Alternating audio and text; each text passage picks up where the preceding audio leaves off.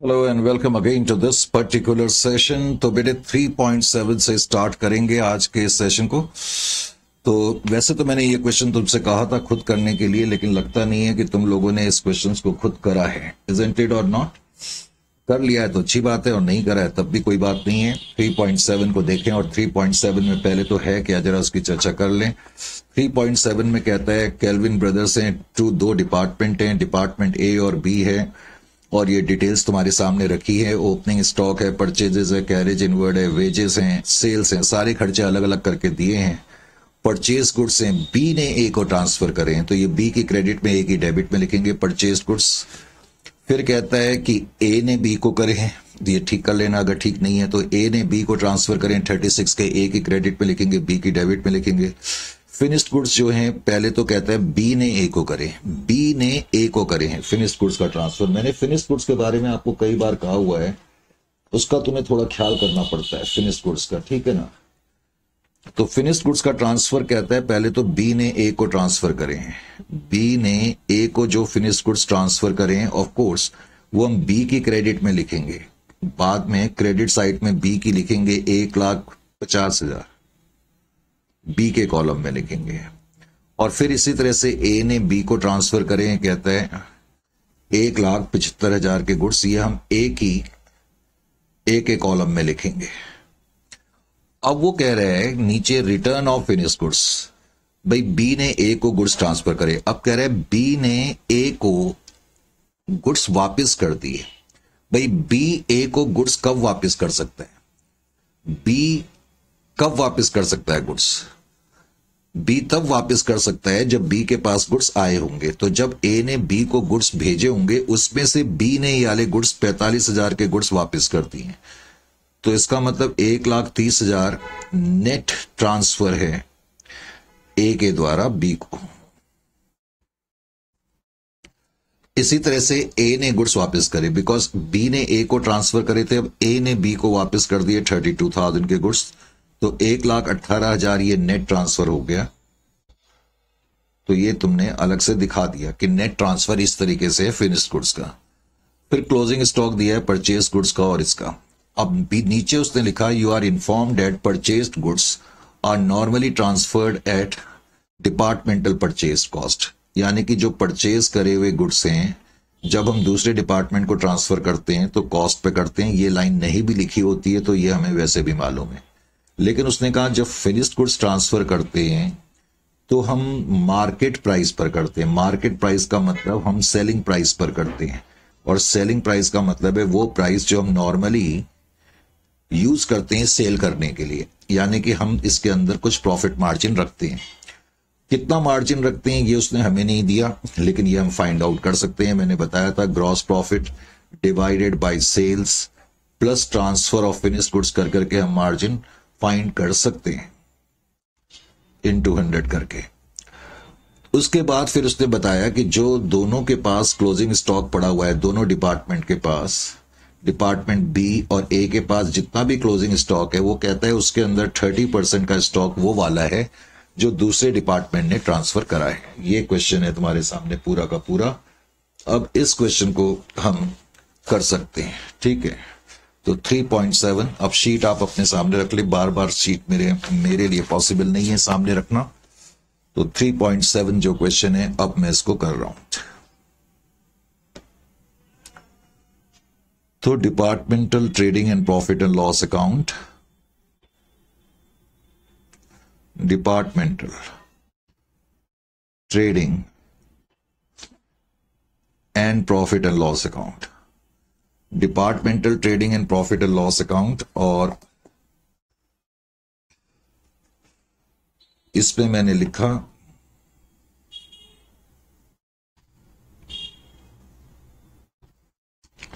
Department A, department B, ए और B, ठीक है।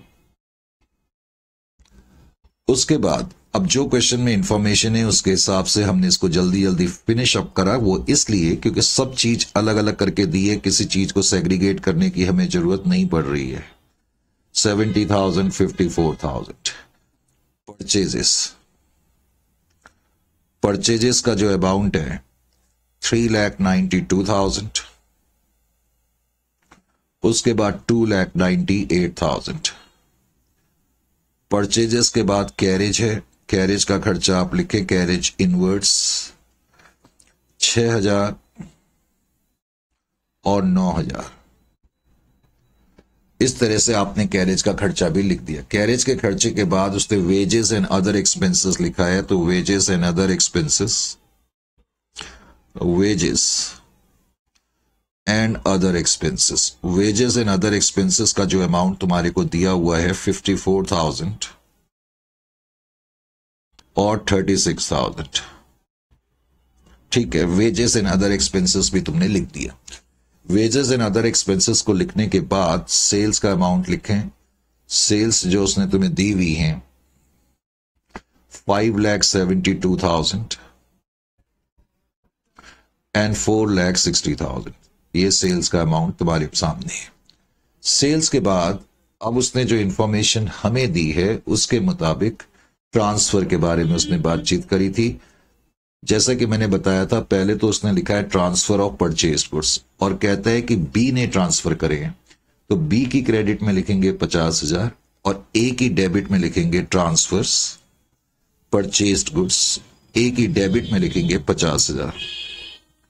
फिर कहता है ए ने ट्रांसफर करें, तो ए की क्रेडिट में लिखेंगे 36,000 परचेज्ड गुड्स, ए ने ट्रांसफर करे, तो बी जो है रिसीव करेगा, बी की डेबिट में आ जाएगा 36,000। उसके बाद फिनिश्ड गुड्स के बारे में अभी मैंने आपको बताया। ट्रांसफर जो बी ने करे हैं, बी ने जो गुड्स ट्रांसफर करे थे फिनिश्ड गुड्स, वैसे तो बी ने करे थे गुड्स ट्रांसफर 1,50,000 के, और फिर कहते हैं ए ने गुड्स ट्रांसफर करे 1,75,000 के। करेक्ट, यही था ना, 75,000 ही था, एक सेकंड, हाँ 1,75,000। उसके बाद हमने देखा कि बी ने जो गुड्स ट्रांसफर करे थे ए को, ए ने उसमें से कुछ गुड्स 32,000 के गुड्स वापस कर दिए, और इसी तरह से ए ने बी को जो गुड्स ट्रांसफर करे थे उसमें से बी ने कुछ गुड्स वापस कर दिए और बी ने गुड्स वापस करे 45,000 के। तो इस तरीके से मैंने नेट ट्रांसफर की फिगर यहां पर रिफ्लेक्ट कर दी। नेट ट्रांसफर्स मैं कहूंगा ए के द्वारा 1,30,000 के हैं और बी ने जो करे 1,18,000 के करे। अब यहां पर भी हम लिखेंगे ट्रांसफर्स, जो ए ने ट्रांसफर करे हैं वो बी की डेबिट में लिखेंगे, जो बी ने ट्रांसफर करे हैं वो ए रिसीव करेगा, ए की डेबिट में लिखेंगे 1,18,000। ट्रांसफर्स को लिखने के बाद फिर उसने क्लोजिंग स्टॉक हमें क्वेश्चन में दिया हुआ है। क्लोजिंग स्टॉक परचेज गुड्स का एक तो दिया हुआ है 24,000, एक तो तुम वो लिखोगे, उसके अलावा 30,000 उसने दिया हुआ है, 30,000 आप लिखेंगे। इनको लिखने के बाद अब फिनिश्ड गुड्स की फिगर को हमने लिखा, तो फिनिश्ड गुड्स 1,02,000 के हैं, तो 1,02,000 और 62,000। पहले तो ग्रॉस प्रॉफिट कंप्यूट करूंगा। ग्रॉस प्रॉफिट 1,74,000 आ जाएगा डिपार्टमेंट ए का, डिपार्टमेंट ए का। डिपार्टमेंट बी का आ जाएगा 1,57,000। ग्रॉस प्रॉफिट के बाद वैसे तो यही मेरा नेट प्रॉफिट है, मैं ग्रॉस प्रॉफिट ब्रॉट डाउन करूंगा 1,74,000, 1,57,000, और उसके बाद मैं लिखूंगा यहां पर एक्सपेंसेस। हालांकि इस क्वेश्चन में कोई एक्सपेंसेस है नहीं, तो यही वजह है कि जो ग्रॉस प्रॉफिट है यही मेरा नेट प्रॉफिट भी हो जाएगा। करेक्ट, यही मेरा नेट प्रॉफिट भी होगा 1,74,000 और 1,57,000।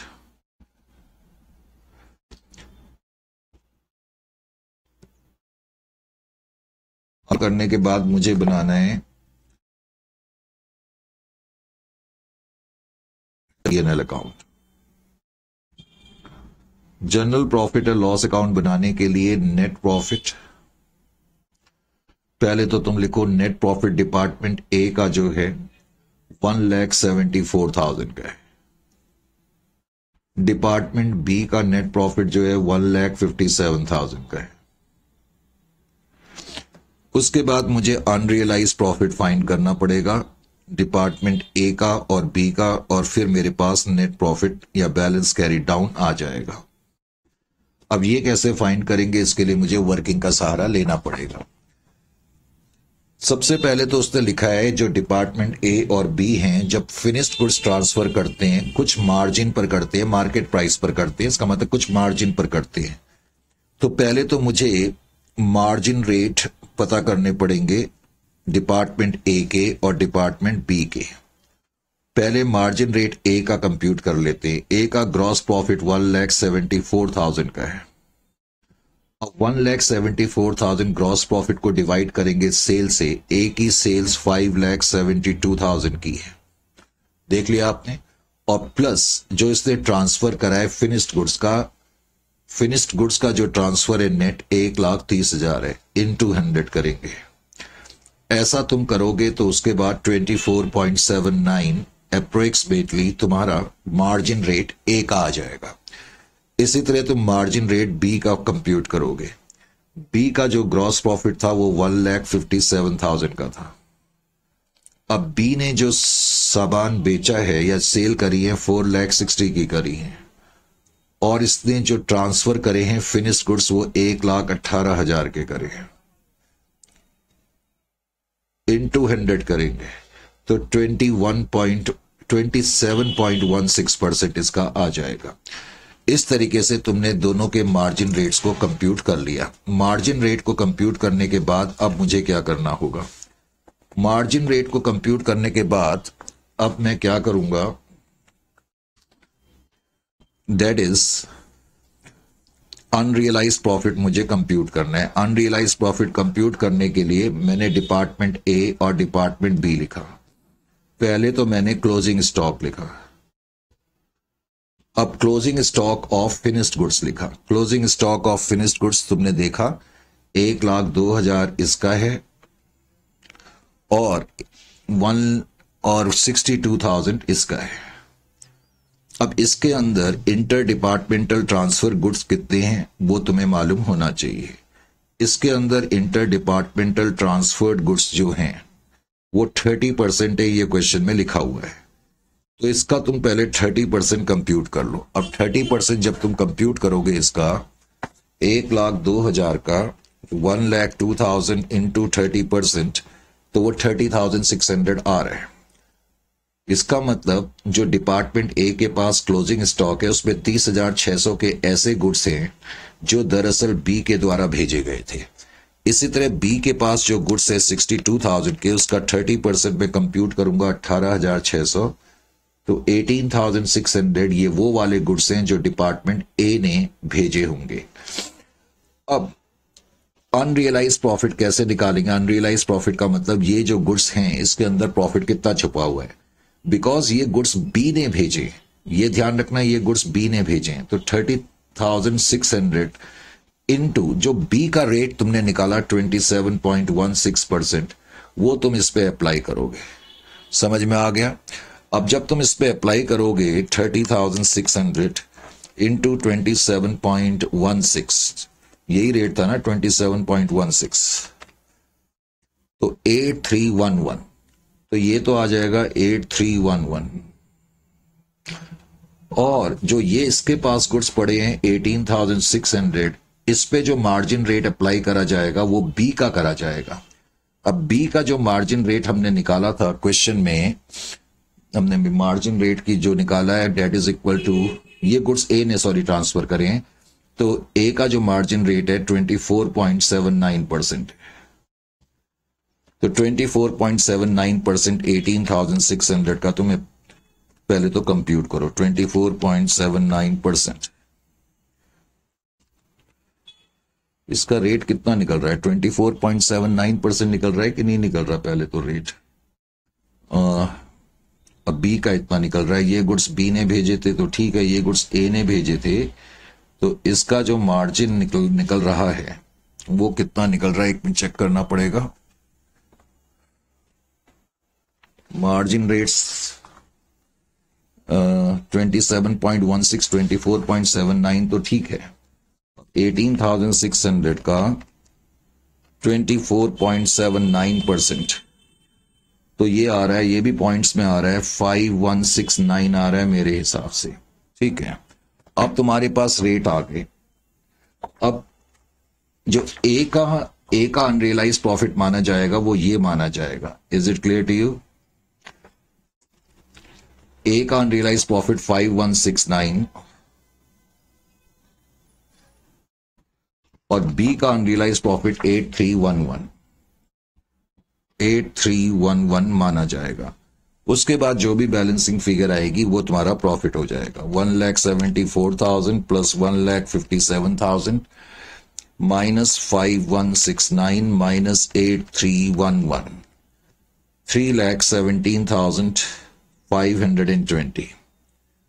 3,17,520 will be considered as your net profit। तो ये तो था क्वेश्चन 3.7, जिसने नहीं करा था वो कर ले। अब 3.8 को देखें। 3.8 जो क्वेश्चन है वो भी हमने ऑलमोस्ट करा हुआ क्वेश्चन है, मतलब इस जैसा क्वेश्चन हमने करा हुआ है। तो 3.7 को करने के बाद अब 3.8 में क्या कहता है? कहता है इसमें दो डिपार्टमेंट है। जस्ट वेट, एक मिनट मैं रफ शीट ले लूं। एक कहता है इसमें दो डिपार्टमेंट हैं, एक तो लेदर डिपार्टमेंट है, एक शूज डिपार्टमेंट है। वो कह रहे हैं जो शू डिपार्टमेंट है उसको लेदर डिपार्टमेंट लेदर भेजता है। क्वेश्चन में लिखा है जब ये लेदर शू डिपार्टमेंट को भेजता है तो नॉर्मल सेलिंग प्राइस पर भेजता है, यानी कि हमें मार्जिन रेट दिया नहीं है, जो हम कंप्यूट करेंगे उसी तरीके से जैसे अभी हमने करा।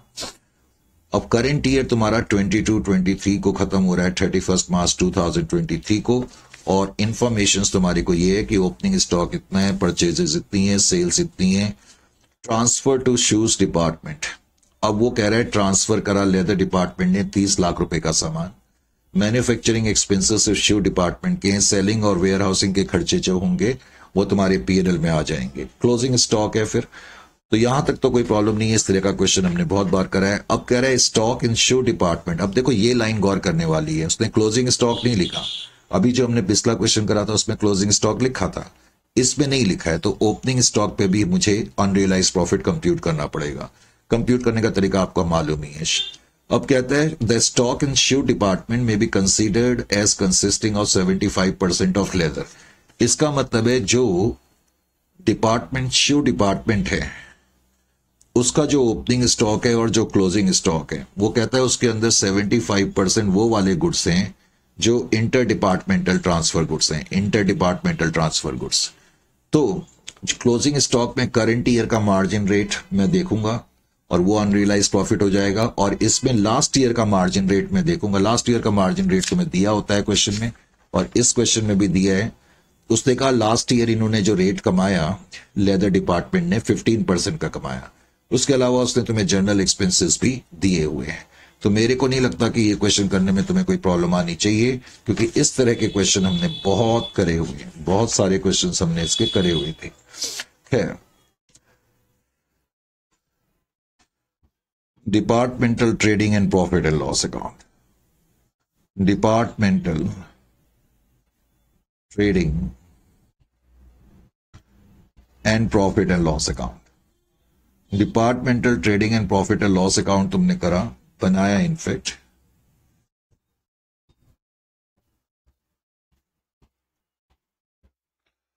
अब इसमें जो डिपार्टमेंट है, एक तो लेदर डिपार्टमेंट है, एक शू डिपार्टमेंट है, लेदर एंड शू। अब जो इंफॉर्मेशंस दी हैं पहले तो तुमने फटाफट उसको फर्निश करा। 30,20,000, 30,20,000, 4,30,000 परचेजेस। अब परचेजेस का जहां तक सवाल है, 150 लाख की परचेजेस है, काफी ज्यादा परचेजेस हैं, 150 लाख। और उसके अलावा इनकी जो परचेजेस हैं केवल 2,60,000 की, इनकी छोटी मोटी परचेजेस रही होंगी। उसके अलावा तुम्हारे को सेल्स की फिगर दी हुई है, काफी हैवी फिगर है सेल्स की। 180 लाख का लेदर हमने बेचा है, और ये सारा लेदर हमने जो बेचा होगा, मतलब टोटल बेचा। और 46,20,000 के शूज शू डिपार्टमेंट ने बेचे। उसके अलावा ट्रांसफर्स दिया हुआ है। अब ट्रांसफर कहता है कि जो डिपार्टमेंट लेदर है उसने ही करा होगा, इसमें तो कोई डाउट ही नहीं है, 30 लाख का। तो ट्रांसफर जो है शू डिपार्टमेंट में डेबिट में आ जाएंगे 30 लाख का। उसके बाद उसने क्वेश्चन में लिखा ट्रांसफर के बाद मैन्युफैक्चरिंग एक्सपेंसेस। अब जहां तक मैन्युफैक्चरिंग एक्सपेंसेस का सवाल है, मैन्युफैक्चरिंग एक्सपेंसेस, तो मैन्युफैक्चरिंग एक्सपेंसेस सिर्फ शू डिपार्टमेंट के तुम्हारे पास हैं, होने भी उन्हीं के चाहिए, 5 लाख। उसके बाद ग्रॉस प्रॉफिट वगैरह हम फाइंड कर लेंगे।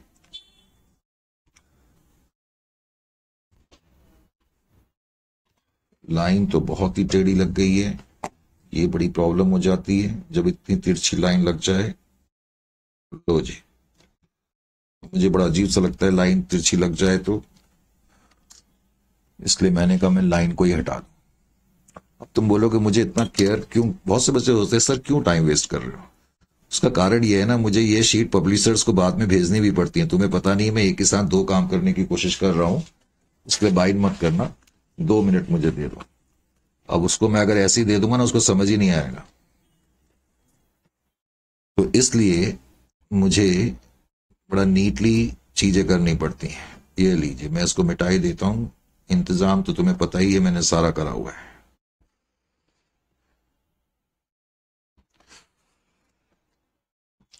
तो ये है आपका ट्रांसफर डेबिट में भी लिख दिया। उसके बाद उसने खर्चे दिए हुए हैं, सेलिंग एक्सपेंसेस, ये फॉर्मेलिटीज होती हैं अब करनी पड़ेंगी। सेलिंग एक्सपेंसेस 1,50,000 का है।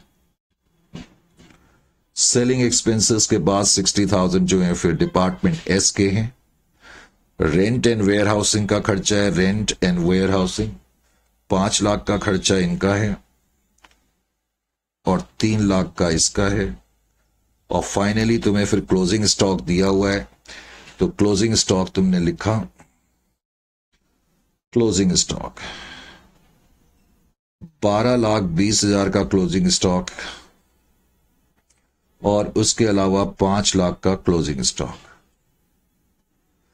ये तुमने फिगर्स लिख ली। अब उसके बाद फिर तुमने क्या करा, उसके बाद सबसे पहला काम तो यह है कि बिना टाइम वेस्ट करे हुए पहले तो हमारे पास ग्रॉस प्रॉफिट आ जाना चाहिए। ग्रॉस प्रॉफिट जो है वो 42 लाख का आएगा और 8,30,000 का आएगा। यहां तक तो क्वेश्चन में कोई प्रॉब्लम होती नहीं है। उसके बाद gross profit brought down 42 lakh, 8,30,000, correct.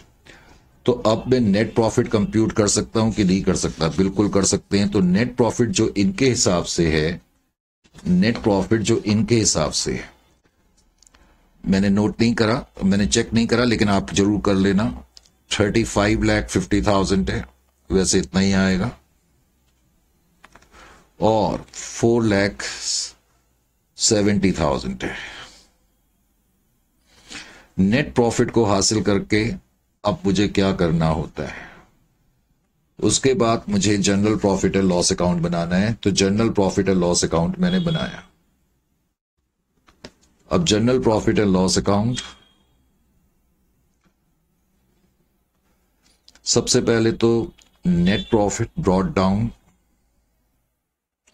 Department L का 35,50,000, डिपार्टमेंट एस का है 4,70,000। बस अब तुम्हें अनरियलाइज प्रॉफिट निकालना है, क्योंकि ट्रांसफर करने वाला डिपार्टमेंट एल है तो अनरियलाइज प्रॉफिट एल का ही हो सकता है। लेकिन प्रॉब्लम यह कि एल का तो होगा, वो ओपनिंग और क्लोजिंग स्टॉक दोनों पर होगा।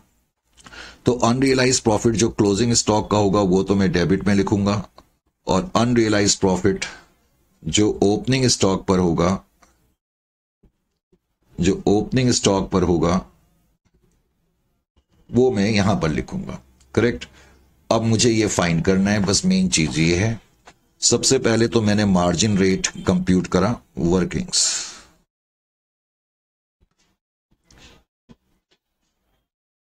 वर्किंग्स में सबसे पहले मार्जिन रेट, उसने ये तो लिखा है कि लेदर डिपार्टमेंट मार्जिन पर बेचता है, पर क्या मार्जिन रेट है ये हमें दिया नहीं, तो हम फाइंड आउट कर सकते हैं gross profit divided by sales plus transfer of goods, क्योंकि यहां क्वेश्चन में परचेज्ड गुड्स और फिनिश्ड गुड्स अलग अलग नहीं दिए हैं, तो उस केस में हम ट्रांसफर ऑफ गुड्स ही लिखेंगे इनटू 100। अब ग्रॉस प्रॉफिट रेट हमने कंप्यूट, ग्रॉस प्रॉफिट जो लेदर डिपार्टमेंट का है वो 42 लाख का है। मार्जिन रेट मुझे लेदर डिपार्टमेंट का फाइंड करना है। सेल्स उसकी 180 लाख की है और प्लस जो ट्रांसफर करा है 30 लाख का करा है, 30 लाख का ट्रांसफर करा है इनटू 100। पहले तो मेरे पास ऐसा कर करके रेट आ जाना चाहिए, वैसे ये आपका रेट 20% आ जाएगा, इसका मतलब है 20% रेट है सेल्स पर। अब आपको ये तो पता लग गया कि हम कितना प्रॉफिट चार्ज करते हैं। अब आपको ये पता करना है कि जो डिपार्टमेंट है शू डिपार्टमेंट, उसके पास जो क्लोजिंग स्टॉक है उसमें कितने ऐसे गुड्स हैं जो तुम्हारे द्वारा डिपार्टमेंट एल द्वारा भेजे गए हैं। तो पहले तो तुम क्लोजिंग स्टॉक लिखो। क्लोजिंग स्टॉक किसका लिखोगे? Closing stock of department S. तो जो डिपार्टमेंट शू है उसके पास जो क्लोजिंग स्टॉक बचा हुआ था, क्वेश्चन की शीट कहां चली गई, क्लोजिंग स्टॉक बचा है 5 लाख का। अब 5 लाख का जो क्लोजिंग स्टॉक है इसके अंदर इंटर डिपार्टमेंटल ट्रांसफर्ड गुड्स कितने हैं? इंटर डिपार्टमेंटल ट्रांसफर्ड गुड्स, अब क्वेश्चन में लिखा था, क्वेश्चन की शीट इधर उधर हो जाती है, ये बड़ी प्रॉब्लम है। 3.7 3.8 यहां नीचे चली गई। उसने बताया कि जो 75% पोर्शन है क्लोजिंग स्टॉक का वो जो है लेदर का बना हुआ है। तो 75% जो है वो 5 लाख का हम मान के चलेंगे लेदर है, यानी कि हमने ट्रांसफर करा हुआ है, तो 3,75,000 ये आ जाएगा। तो 3,75,000 हम मान के चलेंगे कि इसके अंदर जो गुड्स हैं वो इंटर डिपार्टमेंटल ट्रांसफर्ड है। तो अनरियलाइज प्रॉफिट जो हो जाएगा 20% हो जाएगा। 20% ऑफ 3,75,000, तो शायद ये 75,000 आ जाएगा। तो क्लोजिंग स्टॉक पे अनरियलाइज प्रॉफिट 75 है, लेकिन प्रॉब्लम ये है इस क्वेश्चन में मुझे ओपनिंग स्टॉक पर भी निकालनी पड़ेगी। अब ओपनिंग स्टॉक जो है department, opening stock of department S, department S का ओपनिंग स्टॉक जो है क्वेश्चन में तुम्हें दिया हुआ था 4,30,000 का है। तो 4,30,000 का 75% इंटर डिपार्टमेंटल ट्रांसफर गुड्स माने जाएंगे। Inter departmental transferred goods, departmental transferred goods 75% माने जाएंगे। तो 75% 4,30,000 का पहले तो तुम कंप्यूट करोगे। 4,30,000 इंटू 75%, दैट इज 3,22,500, 3,22,500। अब इसके अंदर मार्जिन रेट कितना है? तो अनरियलाइज प्रॉफिट जो तुम कंप्यूट करोगे वो पिछले साल का रेट लोगे, और क्वेश्चन में तुम्हें पिछले साल का रेट दिया हुआ था।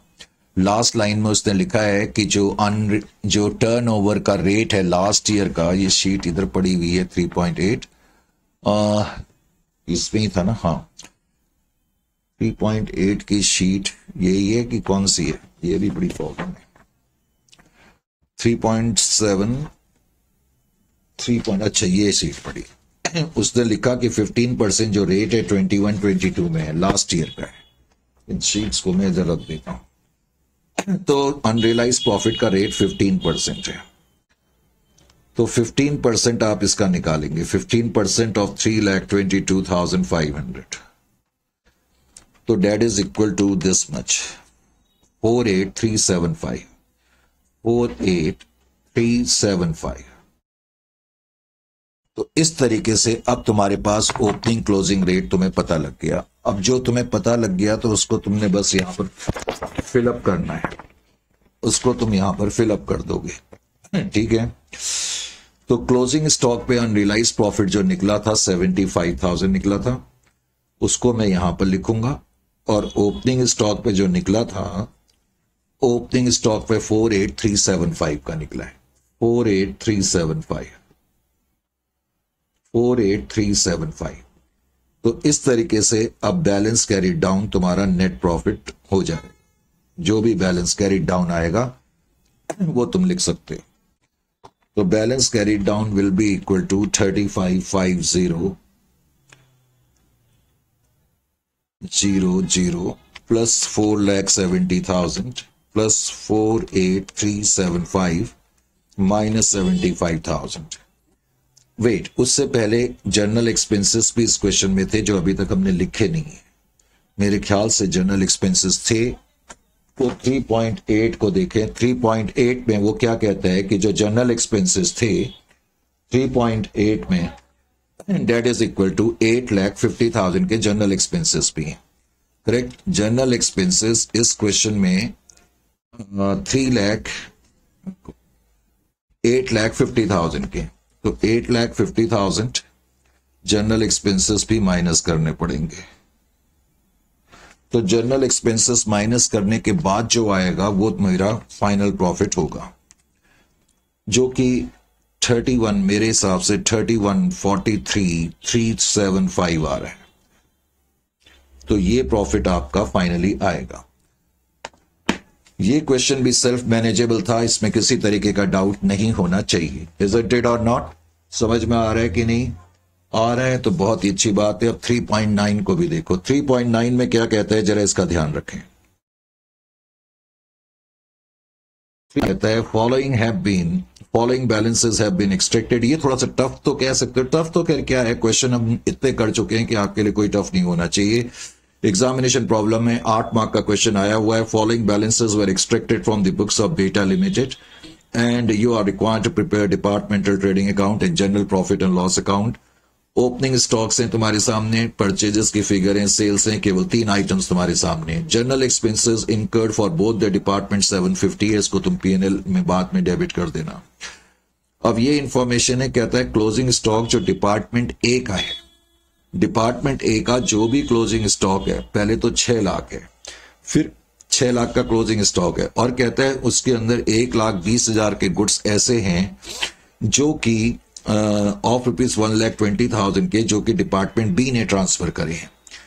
अब की बार तुम्हें ये दिया हुआ है। इसी तरह क्लोजिंग स्टॉक पहले तो उसने बताया डिपार्टमेंट बी का 12 लाख है, फिर कहता है उसके अंदर 1,80,000 के ऐसे गुड्स हैं जो डिपार्टमेंट बी ने ट्रांसफर करे हैं, जो डिपार्टमेंट ए ने ट्रांसफर करे हैं। फिर कह रहा है ओपनिंग स्टॉक डिपार्टमेंट ए और बी का जो है, वो कहता है उसके अंदर 60,000 और 90,000 के गुड्स ऐसे हैं जो कि हमने लिए हुए हैं डिपार्टमेंट बी और ए से। थोड़ी सी टफ लाइन है, इसको समझना होगा। इस लाइन का क्या मतलब है, पहले लाइन तो खैर टफ कुछ नहीं है, पर उसका ट्रीटमेंट में गलती नहीं होनी चाहिए। कहने का मतलब ये है, क्या कह रहा है इस लाइन का मतलब है, उसने कहा पहले तो जो ओपनिंग स्टॉक है डिपार्टमेंट ए और बी का, कहीं रफ में पहले तो ये लिख लो, ओपनिंग स्टॉक 3 लाख का इसका है और 2,40,000 का इसका ओपनिंग स्टॉक है। Is it clear to you और नॉट? और कह रहा है ओपनिंग स्टॉक में, opening stock of department A and B include 60,000 and 90,000 taken from B and A. तो इस लाइन से हमें यह पता लगा, कहता है ए और बी का जो ओपनिंग स्टॉक है उसके अंदर 60,000 और 90,000 के ऐसे गुड्स हैं जो डिपार्टमेंट ए और बी से लिए गए थे, जो डिपार्टमेंट ए और बी से लिए गए थे, taken from department B and A, sorry department B और ए से लिए गए थे। वैसे भी ए के पास जो स्टॉक है उसके अंदर जो गुड्स इंक्लूड हो सकते हैं दूसरे डिपार्टमेंट, वो बी के ही हो सकते हैं। तो इसका मतलब जो ओपनिंग स्टॉक है हमें यह भी दे दिया कि उसके अंदर कितने कितने इंटर डिपार्टमेंटल ट्रांसफर्ड गुड्स हैं। तो ये चीज तुम्हें क्वेश्चन में दी हुई है। इस क्वेश्चन में तुम्हें ओपनिंग और क्लोजिंग स्टॉक दोनों की लोडिंग निकालनी पड़ेगी। अब प्रॉब्लम क्या है, बच्चे यहां कंफ्यूजन क्या कर सकते हैं कि अभी तक जब हम ओपनिंग और क्लोजिंग स्टॉक की लोडिंग निकाल रहे थे या अनरियलाइज प्रॉफिट निकाल रहे थे, तो उसके अंदर उसमें क्या दिया हुआ था कि जो ग्रॉस प्रॉफिट का रेट था करंट ईयर का, वो तुम्हें अलग से दिया हुआ था। लेकिन इस क्वेश्चन में ग्रॉस प्रॉफिट का जो रेट है वो कहता है uniform from year two year. बात समझ में आ रही है कि नहीं आ रही है? कहता है जो ग्रॉस प्रॉफिट रेट है वो यूनिफॉर्म है। इसका मतलब तुम्हें करंट ईयर का अलग से जो तुम कंप्यूट करोगे वही पिछले साल का रेट होगा, तुम्हें अलग से पिछले साल का रेट देखने की जरूरत नहीं पड़ेगी। Is it clear to you और नॉट? तो ये चीज का तुम्हें थोड़ा सा ध्यान रखना पड़ेगा इसमें। बाकी अब इस क्वेश्चन को हम करते हैं, तो इसमें आगे वो क्या कह रहे हैं जरा ध्यान दें। अब क्वेश्चन नंबर 3.9 में हमने बनाया डिपार्टमेंटल ट्रेडिंग अकाउंट। तो सबसे पहले फटाफट डिपार्टमेंटल ट्रेडिंग अकाउंट। तो डिपार्टमेंटल ट्रेडिंग अकाउंट तुमने बनाया, departmental trading and profit and loss account, departmental trading and profit and loss account, departmental trading and profit and loss account. इसमें दो डिपार्टमेंट हैं, डिपार्टमेंट ए और डिपार्टमेंट बी, डिपार्टमेंट ए और department B.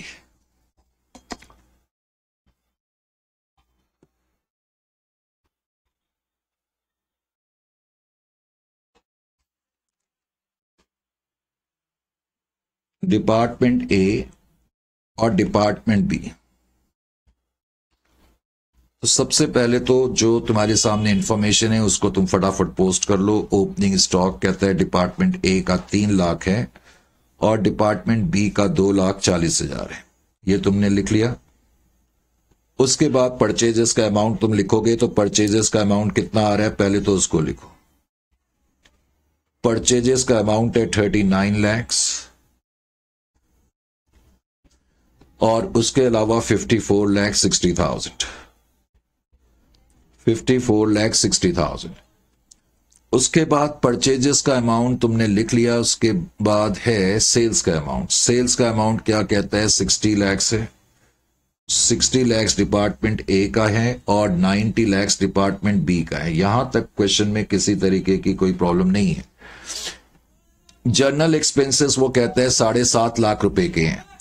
Journal expenses 7.5 lakh के हैं। उसके बाद नीचे उसने क्या लिखा? Closing stock. अब क्लोजिंग स्टॉक की फिगर तुमने लिखी, तो क्लोजिंग स्टॉक उसने लिखा डिपार्टमेंट ए का, नीचे जो है दिया हुआ है उसने क्लोजिंग स्टॉक डिपार्टमेंट ए का, ये कितना है? 6 लाख लिखा है। कितना लिखा है? 6 लाख लिखा हुआ है। तो 6 लाख डिपार्टमेंट ए का क्लोजिंग स्टॉक मैंने लिख दिया। डिपार्टमेंट बी का क्लोजिंग स्टॉक 12 लाख रुपए दिया है, वो भी तुमने लिख दिया, 12 लाख। अब उसके बाद उसने क्या लिखा है? उसने ये बताया है कि जो क्लोजिंग स्टॉक है उसके अंदर कितने कितने गुड्स ट्रांसफर करें। फिलहाल उसका यूज बाद में करा जाएगा। अब ओपनिंग स्टॉक तो हमें मालूम ही है, ओपनिंग स्टॉक हम लिख चुके हैं। कोई खर्चे वगैरह उसने हमें दिए नहीं है। अब ध्यान से सुने, यहां पर मुझे ट्रांसफर लिखना भूलना नहीं है, क्योंकि पता लगा क्वेश्चन पढ़ लिया और ट्रांसफर की फिगर आपने नहीं लिखी तो प्रॉब्लम आ जाएगी। Is it clear to you? अब कैसे पता लगेगा किसने किसको कितना ट्रांसफर करा है? वो क्या कह रहे हैं कि जो क्लोजिंग स्टॉक है डिपार्टमेंट ए का, और उसने लिखा है जो क्लोजिंग स्टॉक है डिपार्टमेंट ए का 6 lakh, including goods from department B 1,20,000 at cost department A. और दूसरी तरफ कहता है क्लोजिंग स्टॉक जो डिपार्टमेंट बी का है वैसे तो 12 लाख का है, लेकिन वो कहता है उसमें 1,80,000 के जो गुड्स हैं वो डिपार्टमेंट ए के द्वारा सप्लाई करे गए हैं। इस क्वेश्चन में अलग से कोई ट्रांसफर नहीं दिया हुआ है, तो इसी ट्रांसफर को हमें कंसीडर करना पड़ेगा। तो मैं क्या लिखूंगा? इसका मतलब मुझे नीचे से ये पता लग गया कि 1,80,000 का ट्रांसफर डिपार्टमेंट ए ने करा होगा बी को। हो सकता है ज्यादा का भी करा हो, हमें उससे मतलब लेना देना नहीं है कि कितने का करा था, क्योंकि इस क्वेश्चन में सिर्फ इतना ही दिया है। वो नीचे बता रहा है कि जो डिपार्टमेंट बी का क्लोजिंग स्टॉक है उसके अंदर 1,80,000 के गुड्स ऐसे इंक्लूड हैं जो डिपार्टमेंट ए ने ट्रांसफर करे थे। Is it clear to you? तो इसका मतलब अब मेरे को इसी ट्रांसफर को यहां लेना पड़ेगा। इसी तरह उसने नीचे लिखा है कि जो डिपार्टमेंट बी के पास गुड्स पड़े हुए हैं और जो कि 12 लाख के गुड्स हैं, अच्छा वो तो मैंने कर ही लिया, वो तो ए ने ट्रांसफर करे थे। उससे पहले वाले को देखो, वो कहता है डिपार्टमेंट ए के पास जो क्लोजिंग स्टॉक है उसमें 1,20,000 के गुड्स जो है डिपार्टमेंट बी ने ट्रांसफर करे हुए। तो डिपार्टमेंट बी की क्रेडिट साइड पे मैं लिखूंगा बाय 1,20,000। इस क्वेश्चन में अलग से उसने ट्रांसफर्स कोई नहीं दिए हुए, तो जो क्लोजिंग स्टॉक के अंदर माल पड़ा हुआ है एटलीस्ट हम उसको उस ट्रांसफर को यहां पर लिखेंगे। तो ये इस क्वेश्चन में मेन चीज है। और उसके बाद फिर ट्रांसफर करेंगे, ट्रांसफर की फिगर को 1,20,000 में यहां पर लिखूंगा, क्योंकि ये बी ने ट्रांसफर करें, जो ए ने ट्रांसफर करें वो 1,80,000 में यहां पर लिखूंगा। अब हम क्या करेंगे, पहले तो ग्रॉस प्रॉफिट कंप्यूट कर लेंगे। ग्रॉस प्रॉफिट मैंने कंप्यूट करा, ग्रॉस प्रॉफिट जो है वो 24,60,000 आ रही है, 44,40,000 आ रहा है। ग्रॉस प्रॉफिट हमने लिया, ग्रॉस प्रॉफिट को ब्रॉड डाउन करा, ग्रॉस प्रॉफिट 24,60,000, 44,40,000। कोई इनडायरेक्ट नेचर का खर्चा हमें नजर नहीं आया, तो ऐसे करना जरूरी नहीं है, तुम उसी को नेट प्रॉफिट लिख सकते थे। तो नेट प्रॉफिट अब मैं यहां पर लिखूंगा। तो फिलहाल जो मेरा प्रॉफिट है 24,60,000 है, 24,60,000 और 44,40,000 अभी तक जो मेरा प्रॉफिट है। ठीक है, अब उसके अलावा हम general profit and loss account बनाएंगे। General profit and loss account जब मैं बनाऊंगा, general profit and loss account, तो general profit and loss account पे मैं क्या लिखूंगा, नेट प्रॉफिट जो डिपार्टमेंट ए का है पहले तो 24,60,000, डिपार्टमेंट बी का जो है 44,40,000। अब अनरियलाइज प्रॉफिट इस क्वेश्चन में मुझे निकालना पड़ेगा, अनरियलाइज प्रॉफिट मुझे निकालना पड़ेगा क्लोजिंग स्टॉक पे भी, ओपनिंग स्टॉक पर भी। अब इसमें अनरियलाइज प्रॉफिट कैसे निकालेंगे, पहले तो इस शीट को मैं थोड़ा सा किनारे कर लेता हूं।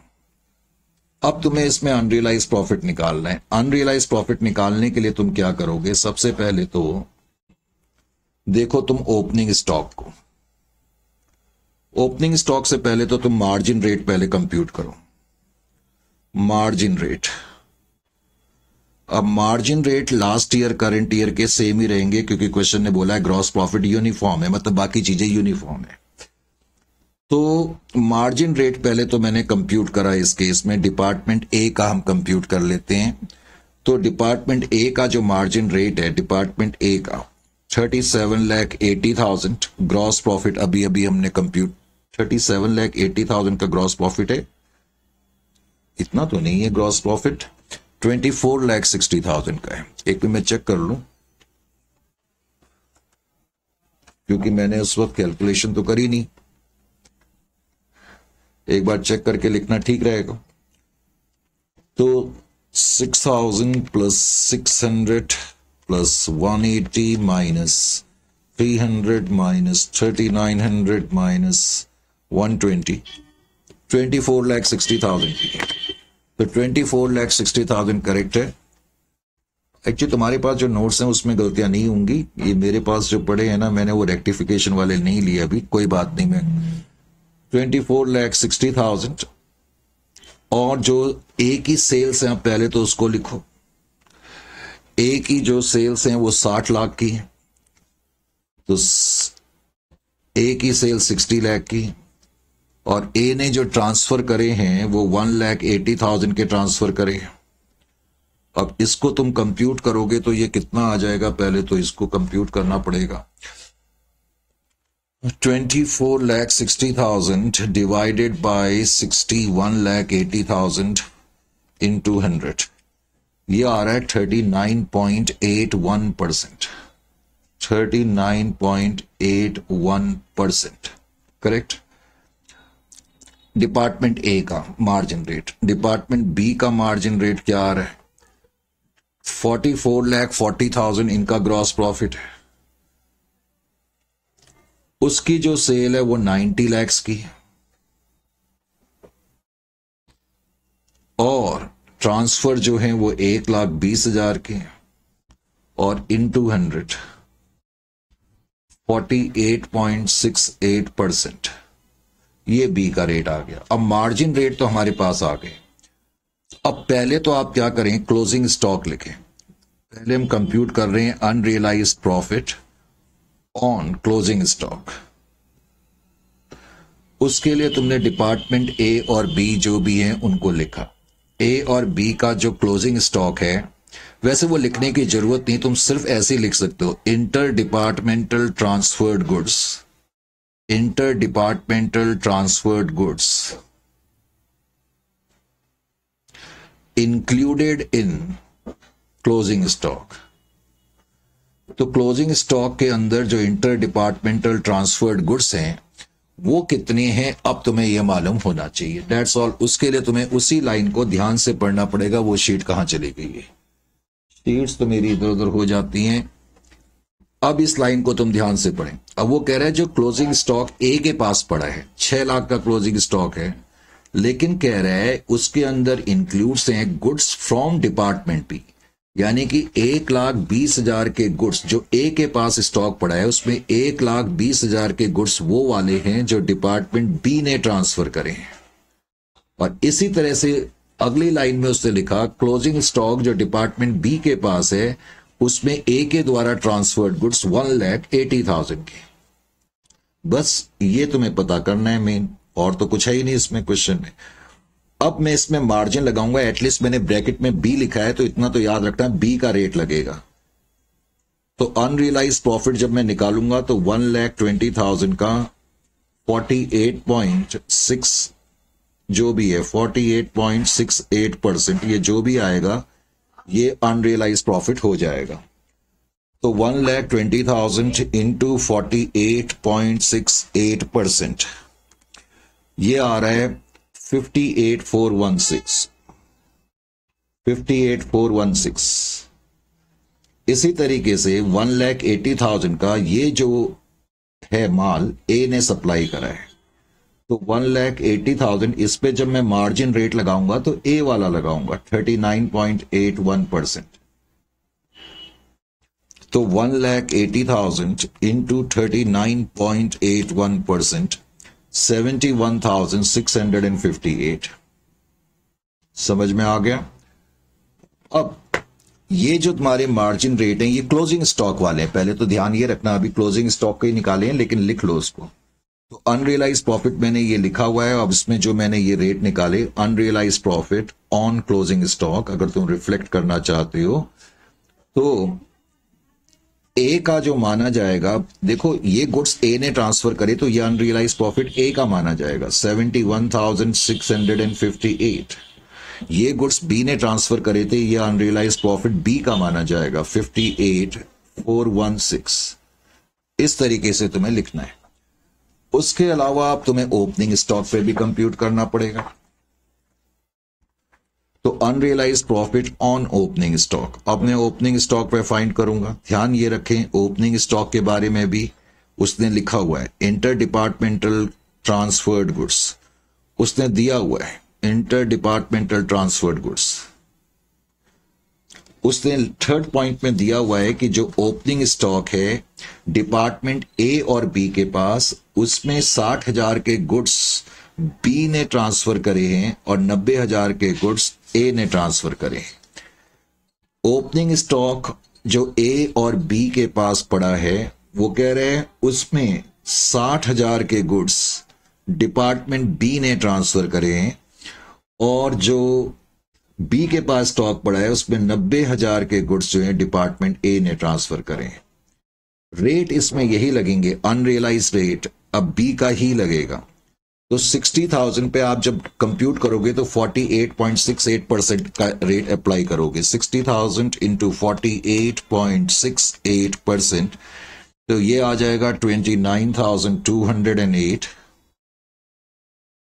90,000 पे कंप्यूट करोगे तो 39.81% का रेट अप्लाई होगा। 90,000 into 39.81%, that is equal to 35,829। 35,829। अब तुम्हारे पास ये भी आ गया। तो unrealised profit, general profit and loss account में हमने लिखा, पहले तो लिखा ऑन ओपनिंग स्टॉक, जो डिपार्टमेंट ए का है वो माना जाएगा 35,829, जो डिपार्टमेंट बी का है वो माना जाएगा 29,208। इस तरीके से आपने अनरियलाइज प्रॉफिट फाइंड कर लिया। इसमें कुछ जनरल एक्सपेंसेस भी थे मेरे ख्याल से, तो जनरल एक्सपेंसेस के बारे में अब उसके लिए मुझे शीट देखनी पड़ती है, और शीट में कहां रख देता हूं ये मुझे ही नहीं पता लगता। 3.9 कर रहे थे, 3.8 कर रहे थे, 3.9 की शीट यहां पर है, sorry.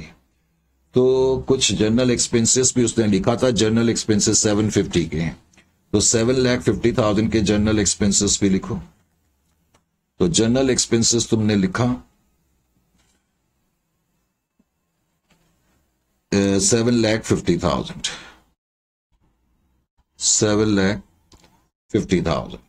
Is it clear to you?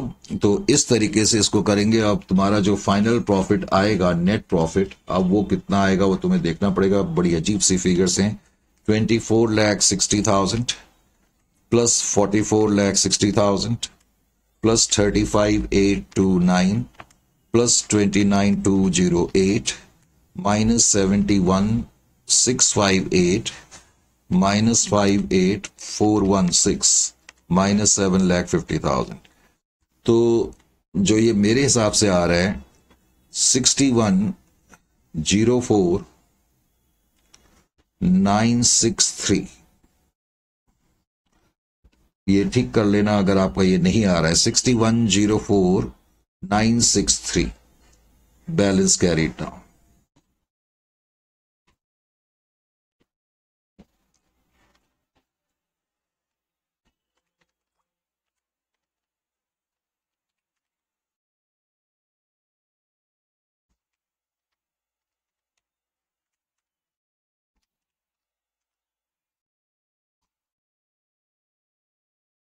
Twenty 44 figures ठीक लिखी हैं, लेकिन कैलकुलेशन लगता है वहां पर थोड़ी सी प्रॉब्लम हुई है, तो आप एक बार दोबारा चेक कर करके लिख लेना। वैसे मेरे ख्याल से यही प्रॉफिट है।